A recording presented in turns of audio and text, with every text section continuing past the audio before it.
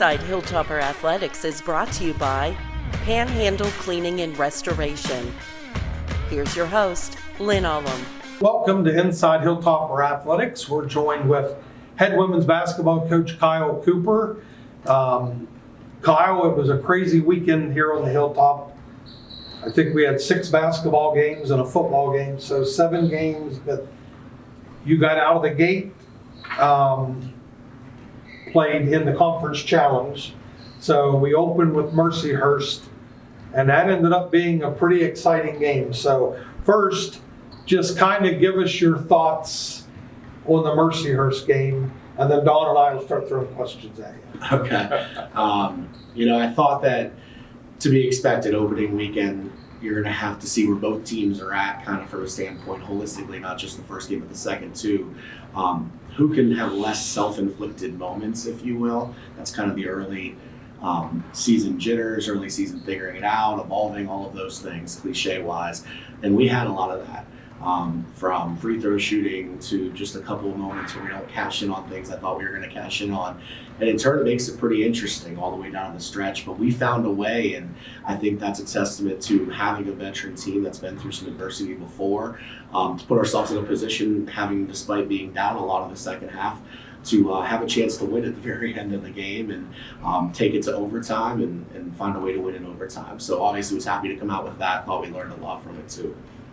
Yeah, how important, and we've talked about this in previous podcasts, but how important was having that veteran leadership on the floor when they came back, they tied it, they forced it into overtime. You get in the huddle, pick the heads up, let's get back into it, and then they went out and let back in. Yeah, for sure. And I think that, it is a testament to our leadership. And I thought, Corinne Thomas was really good through that and weathering the storm with us. And she had the support of Carly and others. But you need that in those moments because when you've been through it before, you know that you know who we are and what we're capable of doing. So it's settling in, getting stops, getting rebounds, getting out in transition, which we were able to do more as the game progressed against Mercyhurst. And then we gave ourselves an opportunity.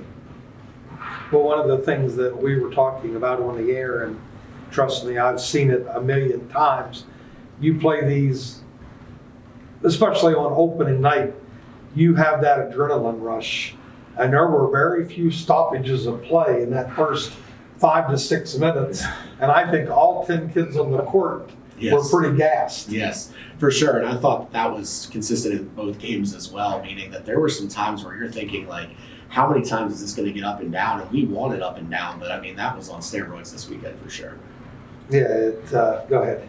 Well, I was just going to say, because coming into that first game of the season and first weekend of the season, how hard is it to come out of 4 weeks of practice and all of a sudden we go from having one very intense game and 24 hours later we're back on the court and it's the same thing. Yeah, and I think that's a testament to what you have to expect when you challenge yourselves the way we do year in and year out, playing quality teams, going against the PSAC and that grinded out style of basketball.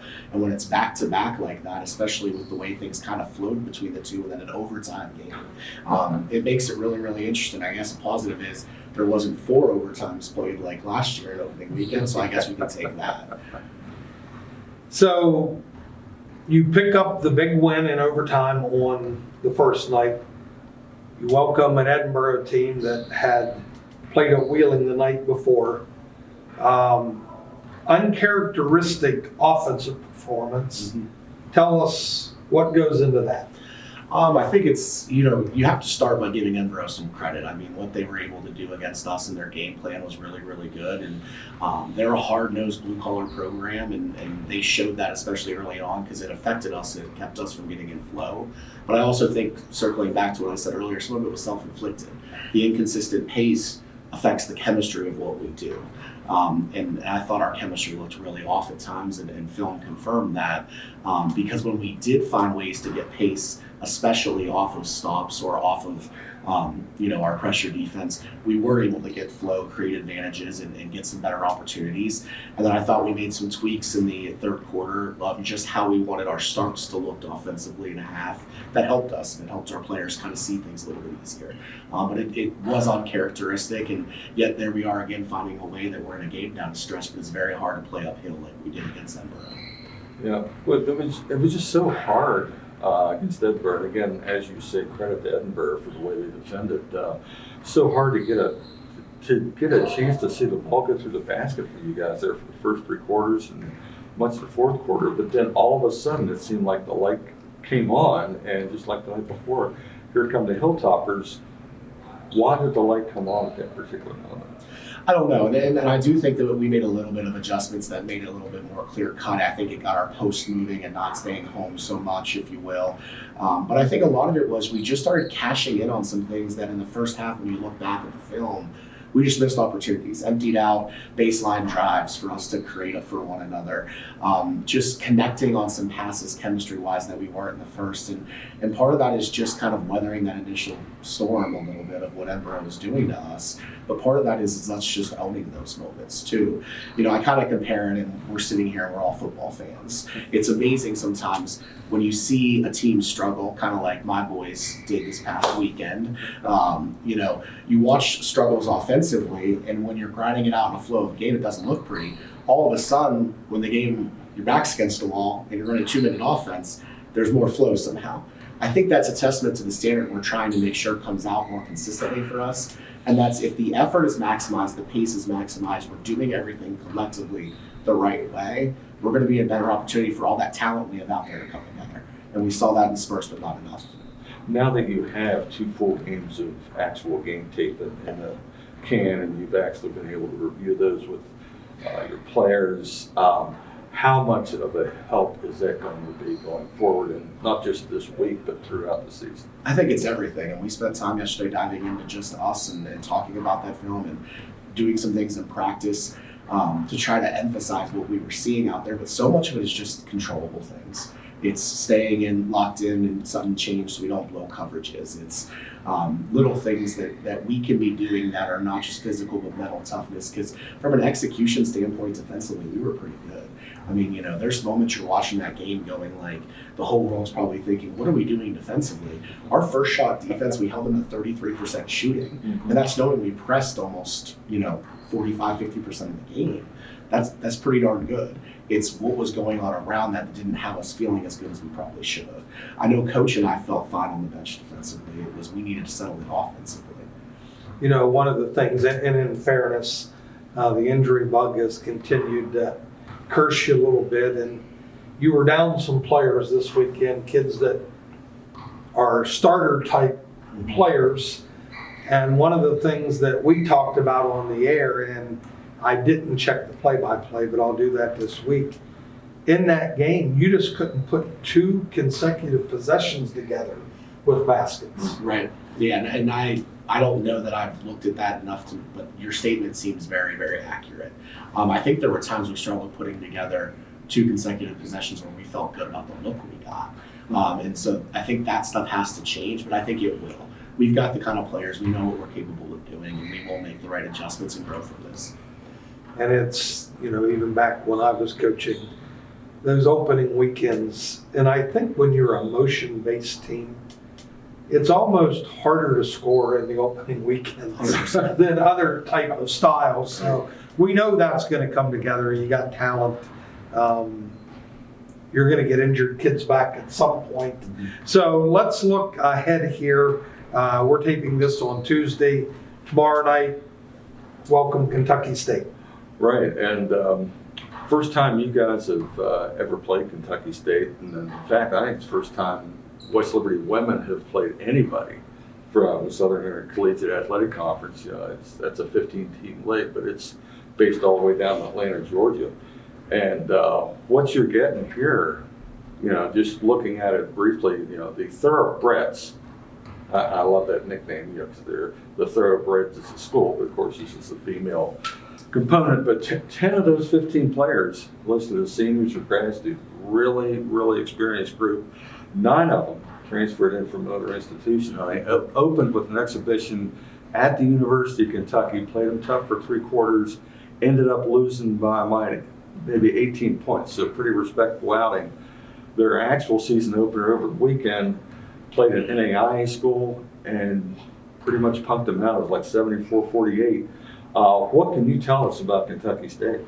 I think it's, we're going to see different brands of basketball for sure. We're going to see a team that plays some different coverages as far as what they do with their defense. We're going to see some full court. We're going to see some different looks in a half. But they are more of a dribble drive based team.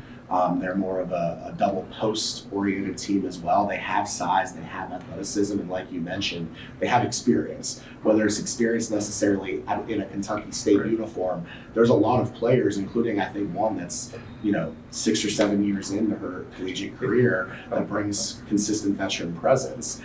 So definitely going to be a clash of brands of basketball. I think we learned a lot from opening weekend. I think we're going to come out and we're going to look like a different team.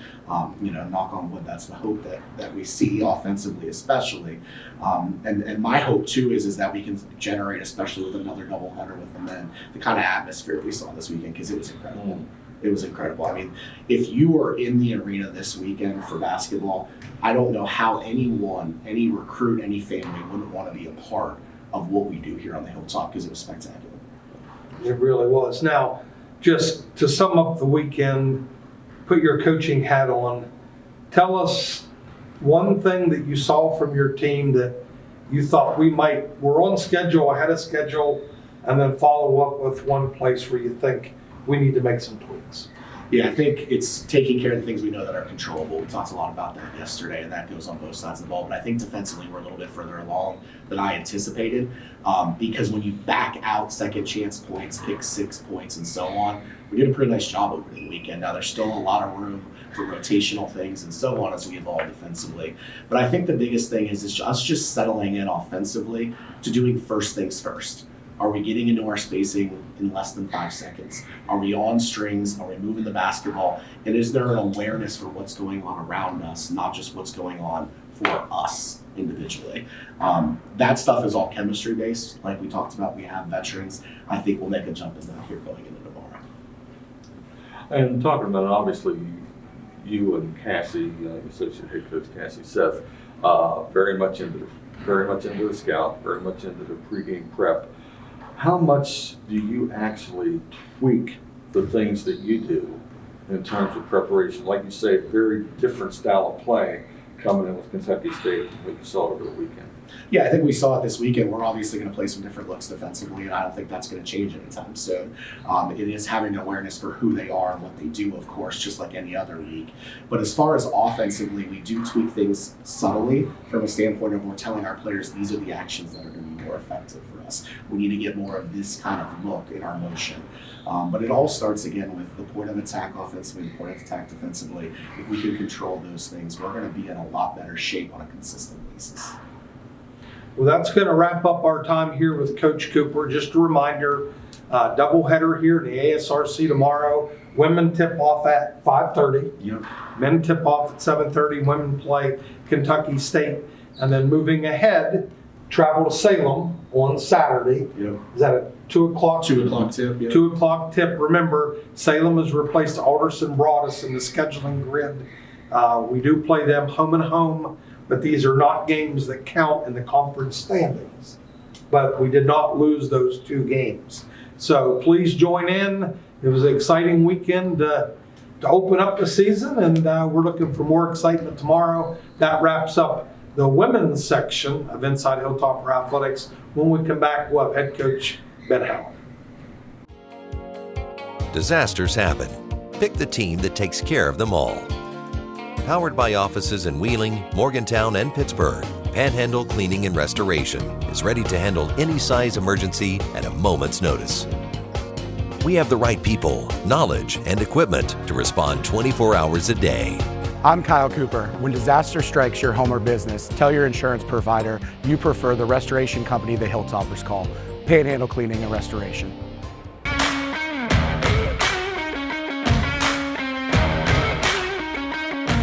Inside Hilltopper Athletics is brought to you by Panhandle Cleaning and Restoration. Here's your host, Lynn Ullum. Welcome back to the second segment of Inside Hilltopper Athletics. We are now joined by head men's basketball coach Ben Hallett. Coach, there's not a lot to be said about this opening weekend because, and I'm going to talk for you, if we could have scripted how we wanted this opening weekend to go, it pretty much fell to script. Yeah, for sure. And first off, I thought there was like a buzz in the arena on Friday night before we played. And I know our guys fed off that. They were excited to play. But just an unusual start to a game. And I've been a part of a lot of basketball games as far as playing and coaching, but never been a part of something like that. Up 28-0, and actually turned to my assistant coach and said, "Is this real life right now? Like, is this actually happening?" And just an unusual start to the game, but I like the start. It was good to be up 28-0 at one point and never look back from there. Here's one thing that just, not to make a joke of the opponent, because I haven't seen a 28-0 run, and I've watched thousands of college basketball games, but it was almost like watching the game, like you're watching a game tape on fast forward. Is that the way it felt? Yeah, I felt like we were shot out of a cannon, and we talked about that with that first group. Is we got to get off to a better start, than our scrimmages. And I think when they came out, the first platoon came out, we were up 8 or 9-0, and I thought they did their job. And the second group came in and did their job. The intensity level rises when they came in, and just a fun group to watch. And that first 10 minutes was really fun to watch. Yeah, and Coach Allman, again, we're up on the track watching you guys on the broadcast, and Coach Allman was talking about that second group coming in. It's like Jurassic Park. He said the Raptors have arrived. Yeah, it's that's the way I want them to feel. Like when they come in, it's the intensity level rises, and we've got some veteran players in that group that have played a lot of basketball for us. And I easily could be starting some of those guys in the first platoon, but that second group, they like playing with each other, and they feel like again when they come in that they're going to make sure that the intensity level rises, and they did that both games. Well, just first of all, congratulations in order for Coach Hallett. Did some number crunching over the weekend, and Saturday's win over Seton Hill was our 300th win here inside the ASRC. So West Liberty men 339 at home since the ASRC opened in 2000-2001 season. If you just stop for a minute, think back to when you got here. You've been involved in a whole lot of those. Yeah, it's had some good games in here, and as a player and as a coach, and I'm just going to bring up two games that come to mind since you said that. And as a player, and I think both of you guys will remember this, the double overtime win versus West Virginia State here. Absolutely. And that game kind of sticks out to me as a player. And as a coach, I know both of you remember this one, the buzzer beater that Eric Moniker hit versus Notre Dame. Those are the two games. I don't know why they stick out to me more than others, but just had a whole bunch of good games in here and good players and good teams. And again, I think our fans are second to nobody in Division II. Well, it was, you never know what kind of crowd you're going to get on that opening weekend. And we had a football game that day, and it was a big night for college football, a lot of marquee games, including WVU playing. And you never know, but we looked down when you were tipping off, and the majority of the seats were filled. But what made that deceiving, there were probably 100 people on the track, and then there were a ton of people in the end zones down there. And I was like, if everyone would just go to a seat, we would be overflowing out of the seats. Yes. So for a first weekend, had to be pleased with the turnout. Yeah, just a buzz. And I told our team after, it's almost like an NCAA tournament vibe we're getting in here. The crowd was just, not only were they here, they were loud. Like there were a couple times we got some standing ovations before a time or after a timeout was called, and it was, our guys appreciate that, and we don't take it for granted because we do go to other venues where there's not a whole lot of people watching the game. So we certainly appreciate our fans, and again, I think they're second to nobody in Division II. Well, Dawn, I see on your notes here, and I was not aware of this, school record 26 steals. Yeah, the Seton Hill game. And as you remember, that didn't necessarily start out that way in the first half. And Seton Hill gave us a little bit of a funky zone and they were real. I mean, what was a 2-possession game at halftime, right? 6-point lead. Yeah, 6-point lead. So what was the halftime speech like? I want to give credit to my assistants on this one. And Coach Huffman has seen a lot of games here as well and been a part of this program for a long time, and just made a minor tweak on one particular thing, and our denial is how we position our body, and I thought it paid dividends for us because the second half, they had a hard time getting the ball to the floor. And we turned them over, I believe, and you can correct me if I'm wrong, over 18 times in the second half, which that's huge. And I thought when we turned them over, we actually capitalized and scored off of those turnovers there. We got some easy baskets, which kind of just fueled the fire, and we were able to continue to do those throughout the rest of the half. Well, the neat thing about it, I believe you finished the game, I think you forced a total of 33 turnovers, if I remember correctly, or maybe 30, I forget which. But when 26 of those are steals, live ball, change of possession, it's almost an automatic numbered break. Yeah. And the score can mount up pretty quickly. And that's something we practice is that numbered break. When we have a numerical advantage at one end, we've got to capitalize and score. And I think one guy in particular, and we're going to talk about a bunch of guys this year on this show, but Dante Spadafora, both games, I felt was just like a ball of energy out there. Like he was everywhere. And I tease him like he needs a haircut, number one. And number two, like that hair was just flying everywhere when he was playing. And but just like the energy he gave us and the boost off the bench he gave us, and goes, unseen, he was phenomenal for us. Well, if you can figure out that haircut thing, come talk to my son. I will. He needs a I know he haircut. does. I know he does.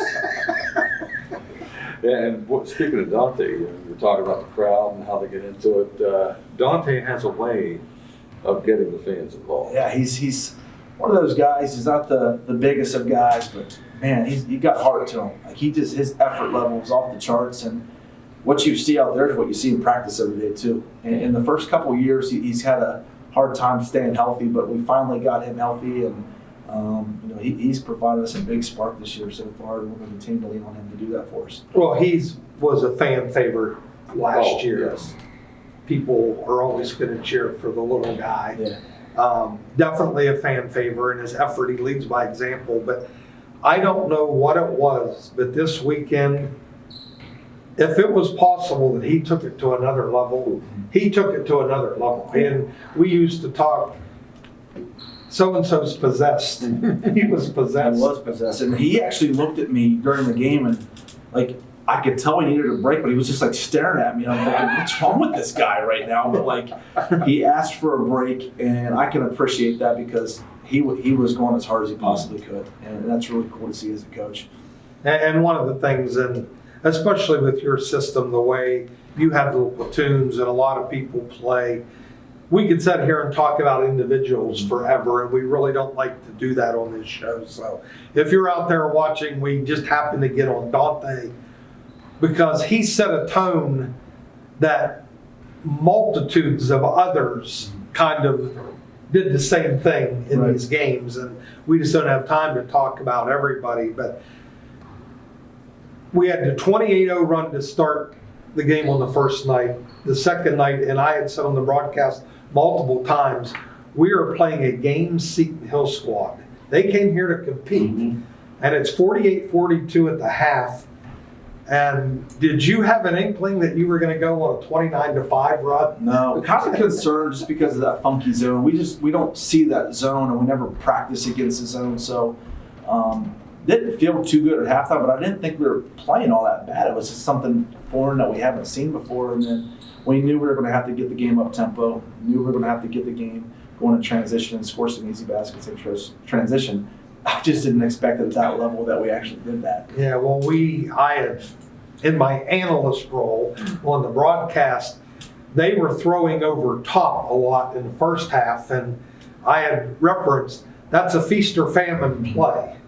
And it was a lot of famine in the second half. Yeah, and there were a couple of times, I won't mention their name, they needed to go make a play when they threw it over the top, and we were too conservative. Our back guy was too conservative. So changed that a little bit, but we just changed one minor thing and tweaked our body positioning a little bit and paid dividends for us. Playing against zones, which in today's modern day basketball, there's not many zone teams left. And that's another thing that I was saying at halftime, that this is weird because obviously West Liberty doesn't play zone. You play a couple of possessions a year. So you bring in 7 or 8 newcomers. You're practicing for 4 weeks. You probably haven't seen a handful of zone possessions. None. And then you're out there, but boy, once you started getting it into the high post, Yeah. you just picked them apart. Yeah, and it's easier said than done to get the ball to the middle against a zone. Like everyone just says, get the ball to the middle. Well, it's actually hard to get it there, number one. So we talked about that. Let's find some different ways to flash, from the corner, from the wing, get the ball in the middle. But again, like I thought John, Corte, and Finn did a really good job when they caught the ball in the gut of the zone. And number one, they scored a couple times, but also their ability to pass out of there and find guys on the perimeter with their feet set. And I thought those two guys did a great job for us. I'll tell you, Chaz Hines had some nice passes out of there as well. He did. So, again, I hate to get into the individuals because when you win as convincingly as we did over the weekend, we could talk forever about statistics and things. Tell me something, and this might be easier or hard, something that kind of surprised you about the opening weekend for the good, and then what is something that maybe you need to, we're going to talk about it in practice to get ready to play this week. I don't know if we're going to talk about it in practice, but our free throw shooting the first day wasn't good. And I've got a whole bunch of coaches that tell me how to shoot free throws in the stands after games, which is fine. That's all good. But, didn't shoot the free throws very well in the first game, but they're not trying to miss those. They'll make those. I've got no doubt about that. But one thing I was super proud about, and you and I have talked about this in the past, is when you have a substantial lead, the second half, you can start getting outside your element, and you can start trying to do things you normally can't do or won't do. I didn't think we did that much the first game. There was a couple times I looked at a couple of my players say, no, don't do that, and they didn't do it. But I thought for the most part, like our guys, continued to play our brand of basketball, and it was great to see. Well, we talked about that on the air as well, as we went in at halftime, and we were up, like 28 or something? Yes. And I said, this is where Coach Hallett starts to hate the game. I hate it. Because as all head coaches, we want to play perfect. We want to do it. And it was 10 minutes later, and we had doubled that lead. Yes. So for at least for one night, you didn't have to. No, I didn't feel bad about the second half. I actually thought, because we're trying to get better. This team is trying to get better, and we're trying to improve. And there's only one way to do that, and that's by playing the way we play. And that allowed us to work on our press. It allowed us to work on our half-court motion offense. And I thought our guys did a good job of sticking to the script. So Don, tell us a little bit about Chestnut Hill. Okay, we moved into Chestnut Hill Wednesday night. They're 0-2, you're 2-0. First time you've ever played them. In fact, they're out of the East region. We don't play a lot of teams out of the East to begin with, but they opened against Damon, at Damon, in the East region shootout, and we all know how much fun it is to play up there. So that first one didn't go that well for them. They came back the second night, played much better. Came out on the short end against Roberts Wesleyan, but they had led for a good portion of the game. Brand new coach, pretty young team, 8 to 12 kids, freshmen or sophomores. What's a little short scouting report on Chestnut Hill? So Roberts Wesleyan, who they played the second game, actually pressed them a bit, and I thought they handled their press really well. So we got to see them on tape and how they're going to go against our press. But half-court defensive-oriented team. They'll sit in the gaps and very well schooled defensively. They're just a big team. They start 3 guys that are above 6'6". Their 2 big guys inside are really good. They're leading them in scoring, and one is averaging a double-double. And that's kind of concerning for us because we're not the biggest of teams. And they're going to pound the ball inside and run some cross-screen stuff for them. So just like you said, something that we don't see a lot that we're preparing for. But for us, and this is what we talked about yesterday, we can't be satisfied with 2-0, and we can't just assume we're going to beat these guys because they're 0-2. This is where it gets uncomfortable as a head coach because I don't know what's going on in my players' minds right now. And we got to practice a certain way. We have to make sure we handle business. And again, we don't change our style of play for anybody. We're going to continue to do what we do, and we need to make sure we're ready to go tomorrow night. Hey, here's something that'll put a smile on your face. And we talked about this on the air last week. Preparing for SHIP, and you brought up, your first year, and we went down and how miserable we were there. We're like, trust me, we feel your pain. Well, as we were waiting to go on the air for the SHIP game, Dr. John McCullough comes up, one of your biggest fans, and he goes, "Well, Coach, how's this going to go? I remember the last time we played ship." So do I, Dr. McCullough. I remember it too very well, and actually talked to their coach about that. Like, that team they had was really good that year. They were really, really good, and I owed him one for that, so we got him back. Yeah, for sure. This Saturday, we go to Salem, and I'll reference, we talked about this in the first segment, but for people that are just tuning in for the men's section of this, Salem replaced AD on the schedule, so you have them home and home, not league games, they do not count the standings. So that's probably a really good time to play them, because normally you're playing non-conference games. Right. Agree? Yeah, I agree, and it's I think anytime you can play somebody that's not that far away, that's a good thing. You know, we don't have to travel far away to play them, and just somebody different. We haven't played them in maybe 3 or 4 years, and you might know the exact year we played them, but just, you know, we don't know their personnel right now, and I like playing teams that are different. You know, I like playing different teams outside of our league, teams that we don't typically play, and Saturday's going to be another chance for us to do that. Some surprising results in the Atlantic region, and I'm not going to ask you, we're not going to get into those games because that's bulletin board material, Right. but it's just so unpredictable. Yeah. And we're all sitting here right now trying to figure out NCAA regional rankings, and there's a lot of basketball to be played before that, but just to kind of sum it up, incredible weekend, a lot of fans here. West Liberty patented end-to-end type basketball.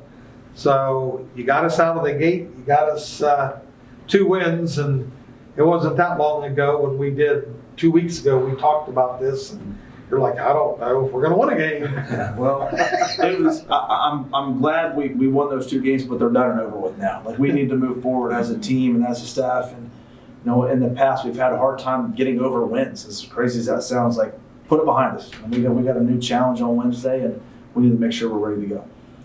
Well, all right. Well, that's going to wrap up this edition of Inside Hilltopper Athletics. I'm Len Allum, joined by my co-host Don Clegg, Coach Ben Hallett. Coach, good luck.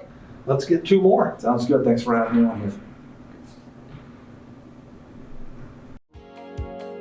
Disasters happen. Pick the team that takes care of them all. Powered by offices in Wheeling, Morgantown, and Pittsburgh, Panhandle Cleaning and Restoration is ready to handle any size emergency at a moment's notice. We have the right people, knowledge, and equipment to respond 24 hours a day. I'm Ben Hallett. When disaster strikes your home or business, tell your insurance provider you prefer the restoration company the Hilltoppers call, Panhandle Cleaning and Restoration.